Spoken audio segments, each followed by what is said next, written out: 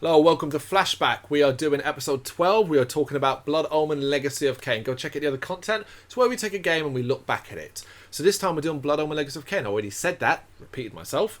It is an action-adventure game developed by Silicon Knights and published by Crystal Dynamics. It was released for the PlayStation in 1996, November for North America and March 97 for Europe. Microsoft Windows port was developed by Semi-Logic Entertainment and released jointly by Crystal Dynamics and Activision in 97 too. And the game is the first title in the Legacy of Kain series. So as always, likes, dislikes, favourite moments, scenes, bits of music. This will probably be a bit of a short one because favourite scenes and moments, not so much. Plus we also have a 10 things relating to this, so there is a bit of crossover on that.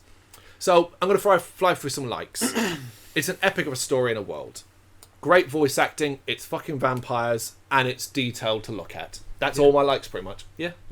Well, I'll go through mine, and they're a little bit more detailed. Okay. All right. I just love the aesthetic of the game as a whole. You know, there's very few truly gothic video games, and this is one in every single way. Yeah. And I I love love yeah. it, you know, in terms of the tone of the game, the music, and the aesthetic. Yeah. Very gothic, and it's cool.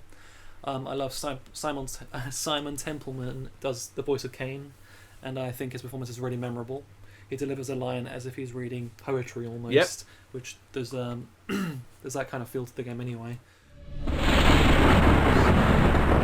Hunger and weakness are no bar to vengeance's call. I would find my slayers and send them back whence I came.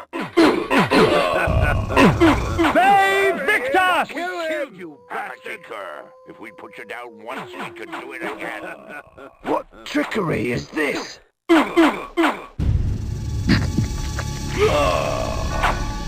Their sneering faces were forever etched upon my memory. I had crossed death for this moment. My mind was empty save for one thought. I would kill.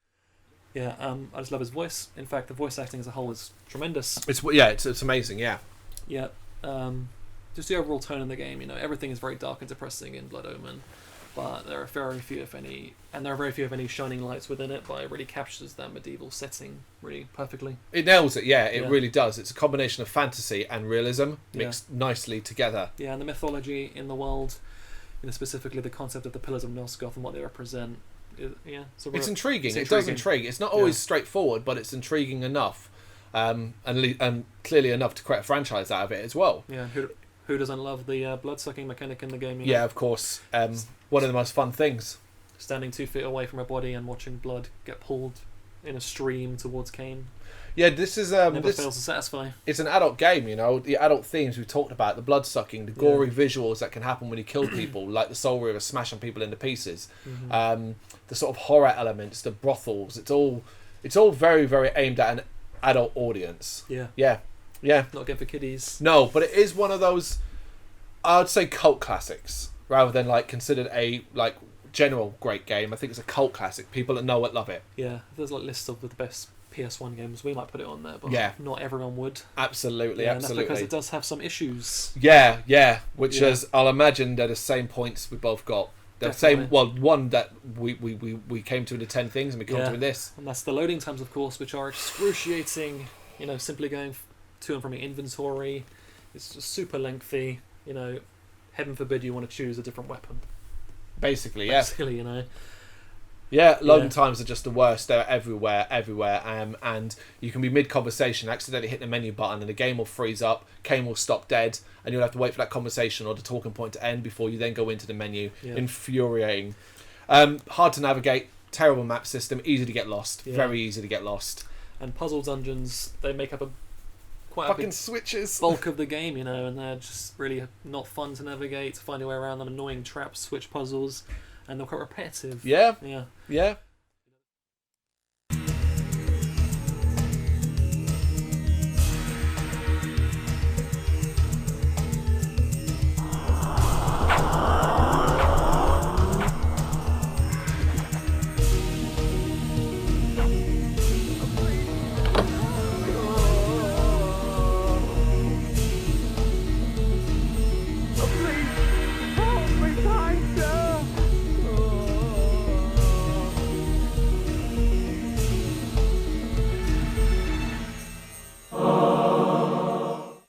The swordplay in the game, it could be better. It's kind of clunky. you're gonna have to position Kain in the correct position and just swing and hope, really. Yeah. And that's ties into the overall thing where it just hasn't aged well. Whereas, a lot of PlayStation 1 games obviously visually don't look great. Blood Omen's visuals aren't the problem. The detail and all that looks good. The issue is with gameplay, with loading, with other bits like that. That's what's not aged well more than anything else. It makes it hard to play. It's infuriating by modern day standards, Yeah, it's not nice to look at these days. Yeah.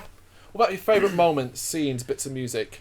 I'm a big fan of just the opening section. Yeah. I just think like that scene where you start out as human Kain is just really unique because first time playing it, you don't really know what's going on. You just think maybe this is the game you play as this human. It's maybe this vampire game, and you start out as this human, this human cast out of a tavern, and you've got to try and survive against these angry guards who want to kill you. For as long as you can. Ale for a weary traveller. Yeah, and you inevitably die, and then the real game begins. It really does. Yeah, it's almost like a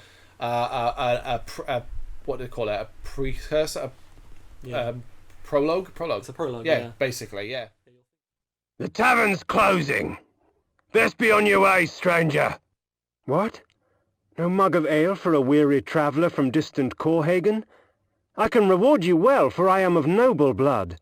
I stay open for no man in these dark times. Things come with the night that no sane man would welcome.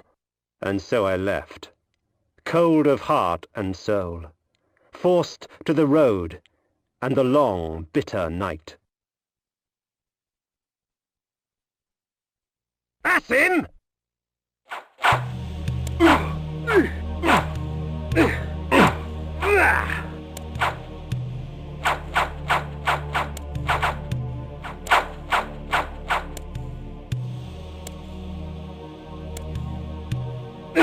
End it!